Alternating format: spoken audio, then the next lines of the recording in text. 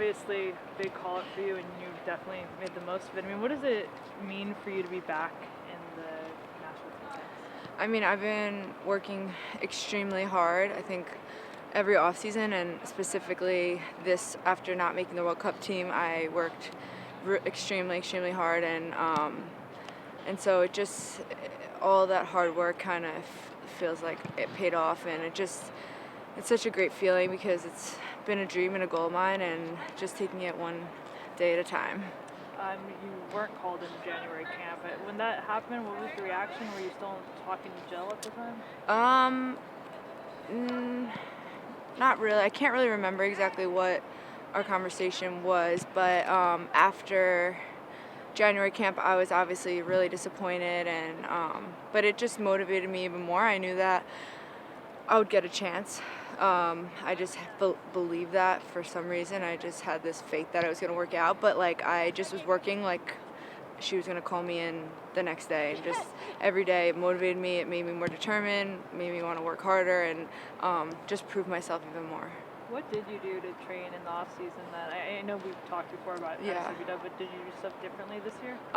Kind of. I was in Houston where my fiance's parents recently moved and worked out at this place called Next Level Athletics in Houston, and it's more speed, strength. I leaned up, got super fit, and I would go to the field every day, usually with my fiance who would help me, and then I would go to do speed work, and then I would do strength work, and I was pretty much working out 6 days a week. I would give myself one day off, playing with guys at night, and sometimes for like 2.5, 3 hours, just pick up, but kind of organized games, but not really, but more 5v5 tight spaces to help me my speed of play and just being technically sound, 1 and 2 touch stuff. And I want to be the best passer in the world. I want to be able to, and that was kind of like my goal in the offseason, just to be one of the best passers. And so everything I was doing was speed of play and left and right foot repetitions and speed work,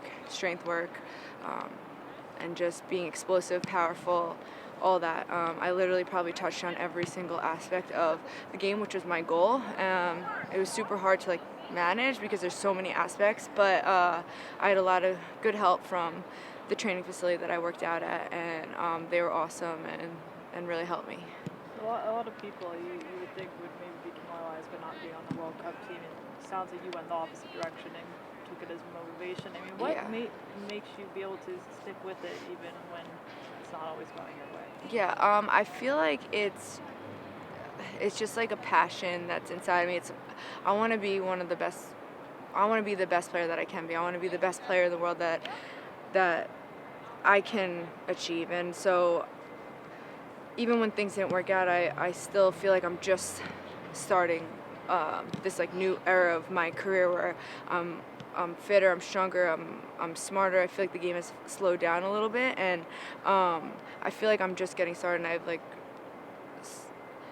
I don't know. I just have this motivation that I want to be the best. I want to represent our country on the world stage, and that's been a dream of mine. And so I guess every day I step on the field, and that's just in the back of my mind, and I'm training to be the best, and that's kind of just what my mentality was, I guess, going through it. Do you feel like against Colombia, you made a statement? Was it almost cathartic or redemptive? How did it feel? It just felt like exactly how I envisioned, I guess. Like, I've been training super hard, and I thought about, I try not to think too much about the future and what I can and cannot control, and I just envisioned my first game. I just wanted to shock everyone in a way, and I wanted to just prove that I could play at that level, and that that I can play on the Olympic team, and I can make this roster. And I wasn't going in there thinking I was going to score 2 goals at all. I was going in there to play the best possible soccer that I have been training for, and just helping the team win and being a really good teammate and just impacting that midfield and being like a rock in there. That was kind of just my mindset going in there, and thankfully I got the 2 goals. But I just wanted to play really good football and possess and do what Jill and Tony and Steve and the team needs me to do. What did Jill say to you after the performance and in terms through being in the mix for the Olympics? She just was really, really pleased, she said, and that she invited me to the next camp, and was just excited how things were looking. And I mean, the coaches felt that we played so well on Wednesday night, and she was just happy how the team looked, and that I was just happy to be able to be a part of that team win and playing good football and looking like just a World Cup champions. Did making the Olympic rosters feel like an attainable goal to you at this point? Yes, for sure.